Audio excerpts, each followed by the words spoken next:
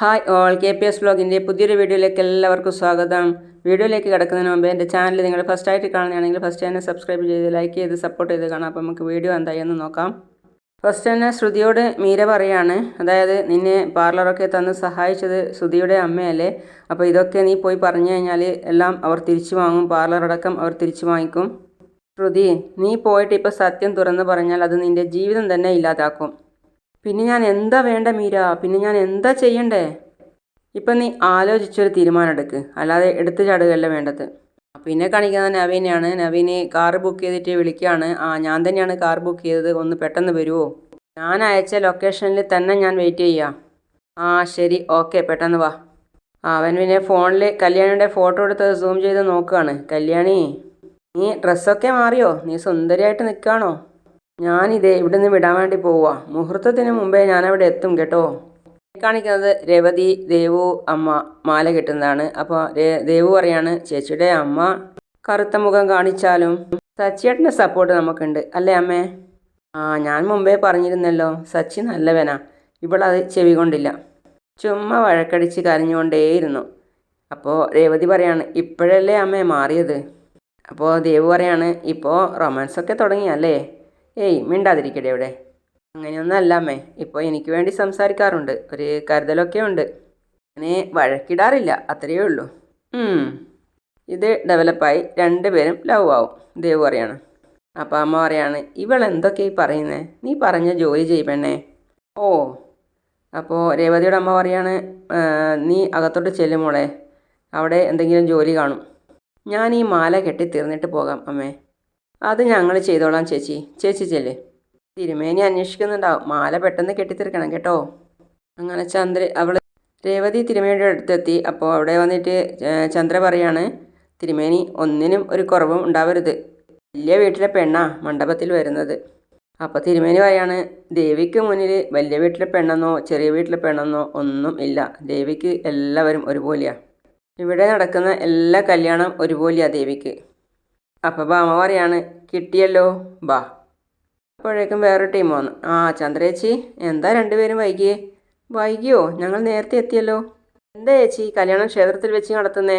അത് ക്ഷേത്രത്തിൽ വെച്ച് നടത്തുന്നതാണ് നല്ലതെന്ന് ജ്യോത്സ്യർ പറഞ്ഞു, ചന്ദ്ര പറയാണ്. അതാ ശ്രുതിയുടെ ജാതകത്തിൽ അങ്ങനെയുണ്ടേ. മുമ്പ് ജാതകമൊന്നും നോക്കിയില്ലേ? ക്ഷേത്രത്തിൽ വെച്ച് നടത്താതെ ഓഡിറ്റോറിയത്തിൽ വെച്ച് നടത്തിയത് കൊണ്ടായിരിക്കും അവൻ ഓടിപ്പോയതല്ലേ, അവളുടെ ഹസ്ബൻഡ് പറയാണ്. അപ്പോൾ അവൾ കളിയാക്കി ചോദിക്കുകയാണ്, ശ്രുതി വന്നിട്ടുണ്ടോ, അല്ലെങ്കിൽ അതോ ഓടിപ്പോയോ? അപ്പോൾ ബാമ ഇടപെട്ട്, വന്നിട്ടുണ്ട്, കല്യാണം ഭംഗിയായി നടക്കുകയും ചെയ്യും. അവിടെ ചായ കൊടുക്കുന്നുണ്ട്, നിങ്ങൾ പോയി ചായ കുടിച്ചേ എന്ന് പറഞ്ഞ് ബാമ അവരെ അങ്ങോട്ടേക്ക് അയച്ചു. അയാൾ ചായ കുടിക്കാൻ പോകുന്നതിനിടെ പറയാണ്, ഇന്നിനിപ്പോൾ കല്യാണം നടക്കുമോ എന്തോ. നീ എന്തിനാ അവരെ പെട്ടെന്ന് പറഞ്ഞു വിട്ടത്? അവരുടെ അടുത്ത് രണ്ട് വർത്തമാനം പറയണമായിരുന്നു. അപ്പോൾ ബാമ പറയാണ്, എന്തിനാ അവരുടെ അടുത്ത് വർത്തമാനം പറയുന്നത്? നിൻ്റെ മോൻ്റെ അടുത്ത് പറഞ്ഞാൽ മതി. ആൾക്കാരൊക്കെ അവനെ നന്നായി മനസ്സിലാക്കി വെച്ചിട്ടുണ്ട്. ഇവിടെ ചെന്നാലും ഞാൻ അവിടെ അപമാനിക്കപ്പെടുകയാ, ചന്ദ്ര പറയാണ്. അപ്പം ബാമ പറയുന്നു, അതിന് കാരണം നിൻ്റെ മോൻ തന്നെയാണ്, മറ്റാരെയും പറഞ്ഞിട്ട് കാര്യമില്ല.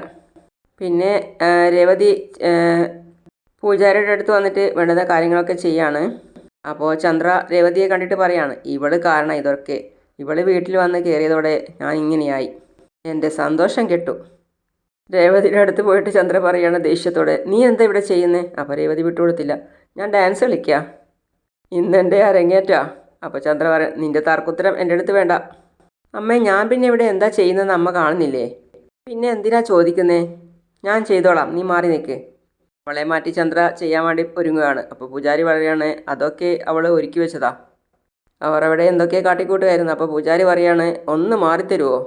ഇതൊക്കെ ചെയ്യുന്നതിന് ഓരോ രീതികളുണ്ട്, അത് നിങ്ങൾക്കറിയില്ല, എന്നാൽ ദേവതിക്കറിയാം. എത്രയോ വർഷങ്ങളായിട്ട് ഇവിടെ നടക്കുന്ന കല്യാണത്തിനൊക്കെ രേവതിയാണത് ചെയ്യുക.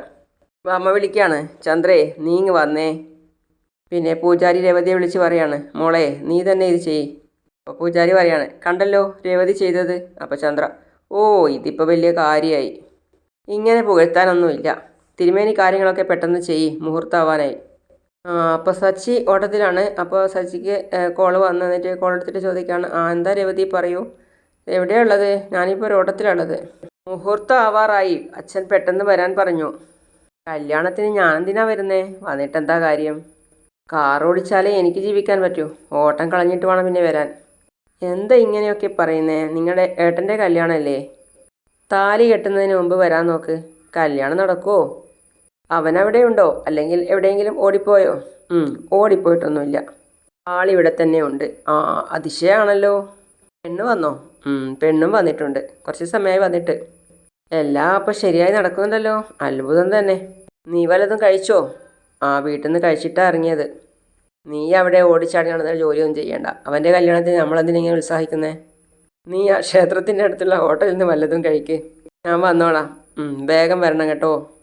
അച്ഛനൊരു കൂട്ടുകാരനെ കിട്ടിയപ്പോൾ അയാളുടെ അടുത്ത് പറയാണ്, കോടതിയിൽ പോയിട്ടാണെങ്കിൽ ഞാൻ എനിക്ക് കിട്ടാനുള്ള പെൻഷൻ കാശ് എണ്ണി മേടിക്കും.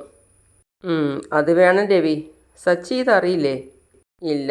അറിഞ്ഞാൽ അവൻ അത് തടഞ്ഞു വെച്ചിട്ട് മധുസൂദൻ സാറിൻ്റെ കഥ പോലെ ഇരിക്കും. മോളെ സച്ചി വന്നോ? ഇല്ല അച്ഛാ. വിളിച്ചിരുന്നില്ലേ മോള്? ആ, വിളിച്ചിരുന്നു. പെട്ടെന്ന് വരാമെന്ന് പറഞ്ഞു. ഓട്ടം കിട്ടി അവനവൻ്റെ വഴിക്ക് പോകും. മോളവനെ വിളിച്ചുകൊണ്ടേ ഇരിക്കണം. വിളിച്ചിട്ടേ മുഹൂർത്തത്തിന് മുമ്പേ വരാൻ പറയണം. ശരി അച്ഛാ. ശരി മോളെ. അവൾ വീണ്ടും വിളിക്കുകയാണ് സച്ചിയെ.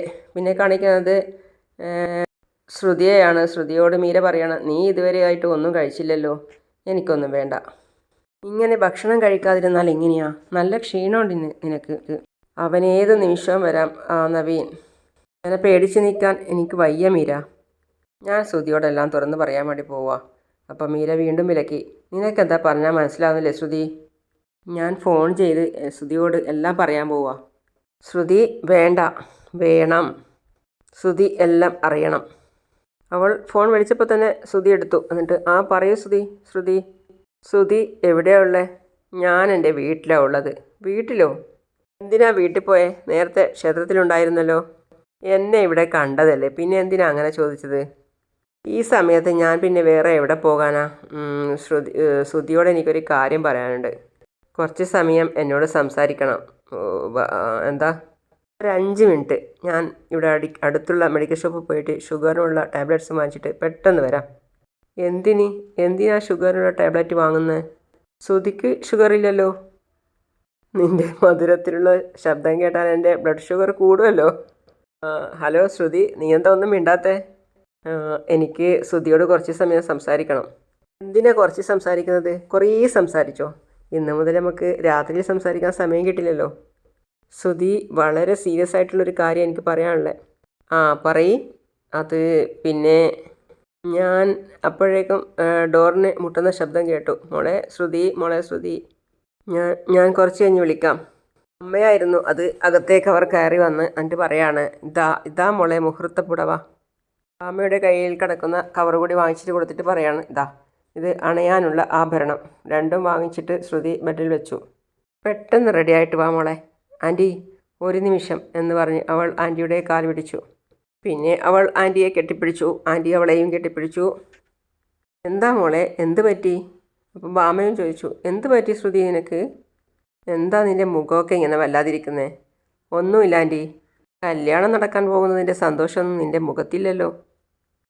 അതിരാവിലെ എണീറ്റതല്ലേ, അതാ മീര പറയാണ്. ക്ഷീണം ഉണ്ട് മുഖത്ത്. കല്യാണം കഴിഞ്ഞതിന് ശേഷം വീട്ടിൽ പോയിട്ട് നന്നായിട്ടൊന്ന് ഉറങ്ങിയാൽ മതി. പോട്ടെ മോളെ, നീ സാരി മാറ്റിയിട്ട് പെട്ടെന്ന് വരാൻ നോക്ക്. ശരി എന്ന് പറഞ്ഞ് അവർ പോയി. രണ്ടുപേരും പുറത്തിറങ്ങി വീണ്ടും തിരിഞ്ഞു നോക്കുകയാണ് അവളെ. ഇത്രയും സീരിയസ് ആയിട്ടുള്ളൊരു കാര്യം നടക്കുമ്പോഴാണ് അവളുടെ കാലിന് വീഴലും കെട്ടിപ്പിടിക്കലും ഒക്കെ. ഇത്തരം ആക്ടിങ്ങിന് ഒരു കുറവുമില്ല. അവൾ വീണ്ടും പറയാണ്, ശ്രുതിയോട് സത്യം പറഞ്ഞേ പറ്റൂ. ശ്രുതിയുടെ ഫോണ് എൻഗേജഡാ. എന്തായാലും പറഞ്ഞേ പറ്റൂ. പിന്നെ കാണിക്കുന്നത് സച്ചിയെ പിന്നെയും രേവതി വിളിക്കുകയാണ്. അപ്പോൾ സച്ചി കൊള്ളത്തിട്ട് പറയാണ്, എന്താ രേവതി, ഞാൻ വരാമെന്ന് പറഞ്ഞതല്ലേ, പിന്നെയും എന്തിനാ ഇങ്ങനെ വിളിക്കുന്നത്? അച്ഛൻ പറഞ്ഞിട്ടാണോ വിളിക്കുന്നത്? പക്ഷേ അച്ഛനോട് ഞാൻ ഓട്ടം കഴിഞ്ഞിട്ടേ വരുമെന്ന് പറ. അച്ഛൻ പറഞ്ഞിട്ടൊന്നുമല്ല വിളിക്കുന്നത്, ഞാൻ ഒരു കാര്യം പറയാൻ വിളിച്ചതാ. എന്ത് പറയാനാണ് നീ വിളിച്ചത്? കല്യാണത്തിന് നമ്മളെ വകയായിട്ട് നിങ്ങളെ ഏട്ടൻ എന്തെങ്കിലും കൊടുക്കണ്ടേ? ഗിഫ്റ്റോ കാശോ അങ്ങനെ എന്തെങ്കിലും?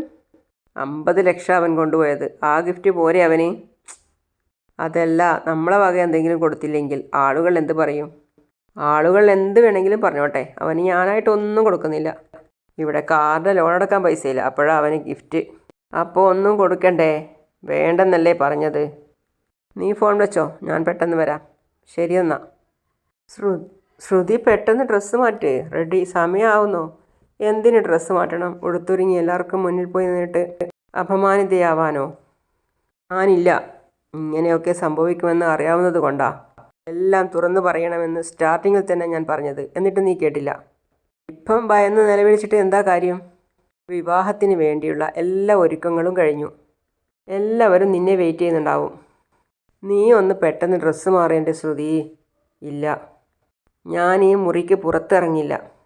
ഇനിയും ലേറ്റായാൽ എല്ലാവരും നിന്നെ കൂട്ടിക്കൊണ്ടു പോകാനായിട്ട് ഇങ്ങോട്ട് വരും. ശ്രുതിക്ക് എന്നെ ഇഷ്ടാ. അത്രമാത്രം സ്നേഹിക്കുന്നുണ്ട് അവൻ എന്നെ. എന്ത് സംഭവിച്ചാലും ശ്രുതി എൻ്റെ കൂടെ ഉണ്ടാവും. സത്യം അറിഞ്ഞാലും ശ്രുതി എന്നെ ഉപേക്ഷിക്കില്ല. ഇപ്പോൾ ശ്രുതിയോട് എല്ലാം തുറന്നു പറഞ്ഞാൽ നവീൻ വന്ന് പ്രശ്നമാക്കുമ്പോൾ ശ്രുതിയോട് ഞാൻ നേരത്തെ പറഞ്ഞതാണെന്ന് സത്യം പോലെ തുറന്നു പറയാം. അപ്പോൾ എൻ്റെ ഭാഗത്ത് തെറ്റില്ല എന്ന് എല്ലാവരും കരുതും. ശ്രുതിയെ വിശ്വസിക്കാമോ? എന്നെ കല്യാണം കഴിക്കണോ വേണ്ടയോ എന്ന് തീരുമാനിക്കേണ്ടത് ശ്രുതിയാ, മറ്റുള്ളവരല്ല. ഉറപ്പായും ശ്രുതി എന്നെ പറ്റിക്കില്ല. ആരെതിർത്താലും ശ്രുതി എൻ്റെ കഴുത്തിൽ താലി കെട്ടും. എനിക്ക് വിശ്വാസാ ശ്രുതിയെ. ശ്രുതി മുറിയിൽ കാണും. നീ ചെന്ന് ശ്രുതിയെ ഇങ്ങോട്ട് കൂട്ടിക്കൊണ്ടുവാ. എല്ലാം നേരിട്ട് പറയാം ശ്രുതിയോട്. ഞാൻ പറഞ്ഞാൽ നീ അനുസരിക്കില്ല അല്ലേ? നീ ചെല്ലടി. പിന്നെ ശ്രുതിയെ ആരും അറിയാതെ വേണം ഇങ്ങോട്ട് കൂട്ടിക്കൊണ്ടുവരാൻ. ചെല്ല്. അപ്പോൾ മീര പറയാണ്, എനിക്ക് തോന്നുന്നില്ല സത്യം അറിഞ്ഞാൽ അവൻ നിന്നെ സ്വീകരിക്കുമെന്ന്. എന്ത് വേണമെങ്കിലും നടക്കട്ടെ, നീ ചെന്ന് ശ്രുതിയെ ഒന്ന് കൂട്ടിക്കൊണ്ടുപോവാ മീര. അപ്പോഴാണ് ശ്രുതിയുടെ ഫോൺ ശബ്ദിച്ചത്. മറുതലക്ക് നിന്നും അമ്മയായിരുന്നു വിളിച്ചത്. മോളെ. അപ്പോൾ ശ്രുതി പറയാണ് ഫോൺ എടുത്തിട്ട്, എന്താ നിങ്ങൾക്കിപ്പോൾ വേണ്ടത്? എന്തിനാ ഇപ്പം ഇങ്ങോട്ട് വിളിച്ചേ? ഞാൻ ഫോൺ ചെയ്യരുത് എന്ന് പറഞ്ഞതല്ലേ. നിങ്ങൾക്കെന്താ പറഞ്ഞാൽ മനസ്സിലാവില്ലേ? എന്തിനാ മോളെ ദേഷ്യപ്പെടുന്നേ? മുഹൂർത്തം ആവാറായില്ലേ? എല്ലാം നല്ലതുപോലെ നടക്കുന്നുണ്ടോ എന്ന് അറിയാൻ വേണ്ടി വിളിച്ചതാ. എന്തിനാ നിങ്ങളതൊക്കെ അറിയുന്നേ? എനിക്ക് സമാധാനം തരില്ലെന്ന് ഉറപ്പിച്ചാണോ നിങ്ങൾ? അതിൻ്റെ പ്രതിജ്ഞ എടുത്തിരിക്കുകയാണോ നിങ്ങൾ? എന്തിനാ എന്നെ ഇങ്ങനെ ദ്രോഹിക്കുന്നേ? നീ എന്താ മോളെ ഇങ്ങനെ? എന്തിനാ ഇങ്ങനെയൊക്കെ പറയുന്നേ? പിന്നെ എങ്ങനെ പറയണം നിങ്ങളോട്? ദേഷ്യപ്പെടാതെ മോളെ, ഞാൻ നിൻ്റെ അമ്മയല്ലേ. നീ എൻ്റെ മാനസികാവസ്ഥ മനസ്സിലാക്കണം. നിങ്ങൾ എന്നെ മനസ്സിലാക്കണം. എന്നെ കാണാൻ വരരുത് എന്ന് പറഞ്ഞിട്ടും നിങ്ങൾ മോനെയും കൂട്ടി കാണാൻ വന്നു. തിരികെ വീട്ടിലേക്ക് പറഞ്ഞു വിട്ട നിങ്ങൾ ശ്രുതിയുടെ വീട്ടിൽ കയറി. എന്താ നടന്നതെന്ന് ഞാൻ നിന്നോട് പറഞ്ഞതല്ലേ. അവരുടെ വീടായിരുന്നു അത് എന്ന് എനിക്കറിയില്ലായിരുന്നു. നിങ്ങൾക്കൊന്നും അറിയില്ല. 17ാമത്തെ വയസ്സിൽ നിങ്ങളൊരു കിളവന് എന്നെ വിവാഹം ചെയ്തു കൊടുത്തു. ഒരു കുട്ടിയെയും തന്നിട്ട് അയാൾ പോയി. എൻ്റെ ജീവിതം തുലച്ചത് നിങ്ങളാ. അതും അറിയാതെ ചെയ്തതാ. ഇപ്പം ഞാനായിട്ട് എനിക്കൊരു ജീവിതം ഉണ്ടാക്കാൻ നോക്കുക. അത് നിങ്ങൾക്ക് ഇഷ്ടപ്പെടുന്നില്ല അല്ലേ? നിൻ്റെ നല്ലതിന് വേണ്ടി മാത്രം പ്രാർത്ഥിക്കുന്ന ഒരു അമ്മയാ ഞാൻ. ഇപ്പോൾ പോലും ക്ഷേത്രത്തിൽ പോയി വന്നതേയുള്ളൂ. കല്യാണം നല്ല രീതിയിൽ നടക്കാനായി വഴിപാട് കഴിച്ചു പ്രാർത്ഥിച്ചു. അമ്മ, അങ്ങനെ ഒരു മനസ്സുണ്ടായിരുന്നെങ്കിൽ നിങ്ങൾ എന്നെ കാണാൻ വരില്ലായിരുന്നു. ശ്രുതിയുടെ വീട്ടിൽ പോകരുതായിരുന്നു. അന്ന് തുടങ്ങിയ പ്രശ്നമായത്. ഇപ്പം ഈ കല്യാണം നടക്കുമോ ഇല്ലയോ എന്ന് പോലും എനിക്ക് അറിയില്ല. എന്താ നീ പറഞ്ഞേ? കല്യാണം നടക്കില്ലേ? എന്താ കാരണം? എന്തിനു നിങ്ങളതറിയണം? നിങ്ങളോട് സംസാരിക്കാൻ എനിക്ക് താല്പര്യമില്ല. അതിനൊട്ട് നേരവും ഇല്ല. ഫോൺ വയ്ക്ക് എന്ന് പറഞ്ഞ് അവൾ ഫോൺ കട്ട് ചെയ്തു. അങ്ങനെ ശ്രുതിയുടെ റൂമിലേക്ക് മീര എത്തി. മീര എത്തിയിട്ട് പറയാണ്, ശ്രുതിയെ, നീ എന്തിനാണ് ഇവിടെ വന്നേ? എനിക്ക് ശ്രുതിയോടൊന്ന് തനിച്ച് സംസാരിക്കണം. അത് നീ എന്തിനാണ് ഇപ്പോൾ ഇവിടെ വന്നത്? ഇപ്പോൾ കുറച്ച് സമയം കഴിഞ്ഞാൽ എൻ്റെ കല്യാണമല്ലേ. അതിൻ്റെ ഇടയിലിപ്പോൾ നമ്മൾ രണ്ടുപേരും തനിയെ സംസാരിക്കണം എന്ന് പറഞ്ഞാൽ? ശ്രുതി പറഞ്ഞിട്ട് വന്നതാ ഞാൻ. അവൾക്ക് ശ്രുതിയോടെന്തോ സംസാരിക്കാനുണ്ടെന്ന് പറഞ്ഞിട്ട്. എന്താ സംസാരിക്കാനുള്ളത്? ശ്രുതി. അപ്പോൾ മീരയെ കണ്ടത്. നീ എന്താ ഇവിടെ? നിനക്കെന്താ ഇവിടെ കാര്യം? അപ്പോൾ മീര പറയാണ്, ഞാൻ ശ്രുതി റെഡിയായോ എന്ന് നോക്കാൻ വേണ്ടി വന്നതാ. നീ എന്തിനാ നോക്കുന്നേ? നീ ശ്രുതിയുടെ ഫ്രണ്ടല്ലേ, അവളെ ഒരുക്കാൻ നോക്ക്. പിന്നെ ചന്ദ്ര ചോദിക്കാണ്, നീ എന്തിനാ അവനെ നോക്കുന്നേ? അതമ്മേ, ശ്രുതിക്കെന്തോ എന്നോട് പറയാനുണ്ടെന്ന്. എന്നെ കൂട്ടിക്കൊണ്ടു പോകാനാ മീര വന്നത്. എന്ത് പറയാൻ? അങ്ങനെയാണ് ഇന്നത്തെ ഭാഗം അവസാനിക്കുന്നത്. അപ്പോൾ പുതിയ ഭാഗവുമായിട്ട് അടുത്ത ദിവസം തന്നെ വരുന്നതാണ്. അതുവരേക്കും ബൈ ബൈ.